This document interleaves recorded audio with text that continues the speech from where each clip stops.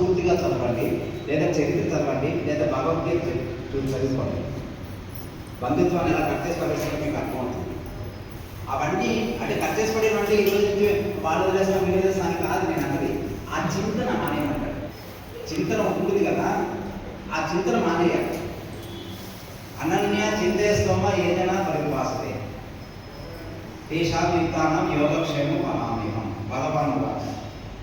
నా గురించి తింటే మీ గురించి మీరు నా గురించి మీరు ఎప్పుడు చింతిస్తారు, నా మహిళలు మీరు ఎప్పుడు తెలుసుకుంటారు, దాన్ని మీరు ఎప్పుడు అర్థం చేసుకుంటారు, నా మాయను మీరు ఎప్పుడు అర్థం చేసుకుంటారు.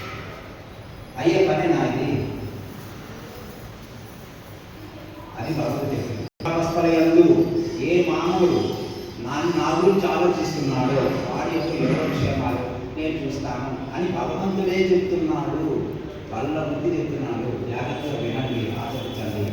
కృష్ణుడిని తలుచుకుంటారో శివుడిని తలుచుకుంటారో తలుచుకోండి. వాళ్ళు ఎన్నో కష్టాలు పడ్డారు. మనం పడే కష్టాలు ఏమవుతుంది? సాయిబాబా దగ్గరికి మన ఇష్టదేవుడు సాయిబాబా పడే కష్టాలు మన కష్టాలు ఏమవుతుంది? రాముడు పడే కష్టాలు మన కష్టాలు ఏమవుతుంది? కొంచెం తలుచుకోండి. మనం ఏం చేయలేము. తలుచుకోవడానికి కూడా మనం చేస్తారా? అదే అనన్య చింతేస్తోమ ఏదైనా పరిపాలన కలుసుకోవడానికి స్నానం చేయాలంటే ధ్యానం చేయకండి, ఏమి చేయకండి. మనసు పెట్టి మనం కలుసుకోవడానికి. ఇంద్రియాలలో మనసు, ప్రాణులన్నింటిలో బుద్ధి. నేను పెట్టాను. సింహాల్లో మృగాల్లో సింహం, పక్షుల్లో గర్భమతి.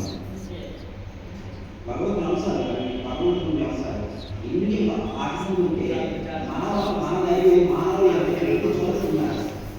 బుద్ధి,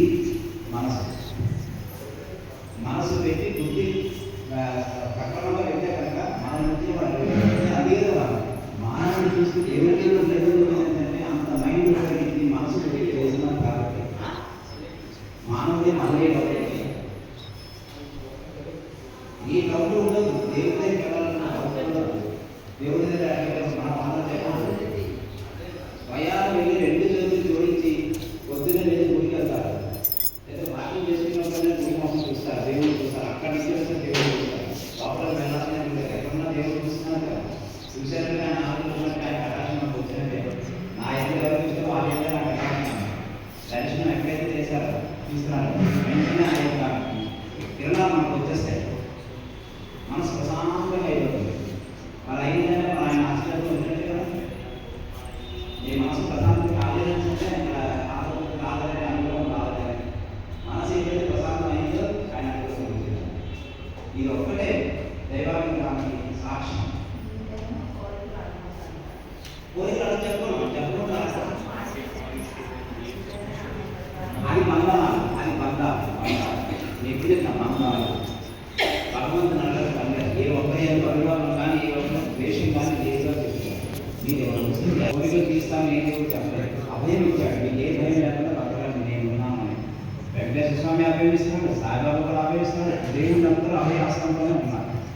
అభయాన్ని వాళ్ళందరూ మనకి భయం లేకుండా నిలబడతారు.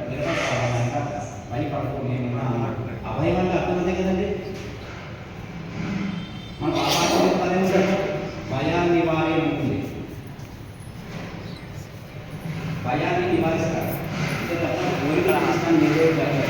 మీరు కోరికల వల్ల ఇంట్లో తీరడంలో బాధ, ఆందోళనతో, భయంతో, బాధతో నించున్నారంటే భయపడతామా, నేను ఉన్నాను. కోరిక తీసుకోవాలి, అభయం ఇచ్చారు. అంటే భగవద్గీత బాగా అర్థం చేసుకోవాలి. ఆయన తత్వాన్ని అర్థం చేసుకోవాలి. మన బాధ భగవద్గీత చెప్పాలి. జరిగేది జరగక మాత్రం ఇది ఒక్కటి వరకు మాత్రం ఆగిపోతూ ఒకళ్ళ మాత్రం తీయగలదు. ఇది సృష్టి అవసరం.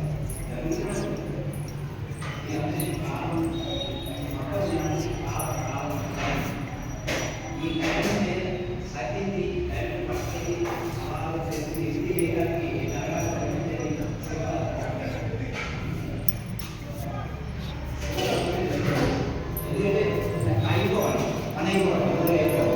ఆయన కాలాయ కాలాయ కాలాభిప్రాయ వచ్చింది. శ్రీమన్ మహాదేవ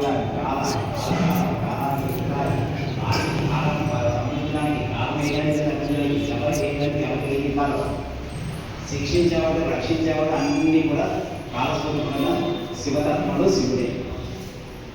తత్వం మళ్ళీ నాకు చెప్పాను, శివతత్వంలో శివుడే, శివుడు దైవాలు కాబట్టి ఆయన దగ్గరికి వెళ్ళిపోయారు. నేను ఆయన కోసేయాలి. ఈ మధ్య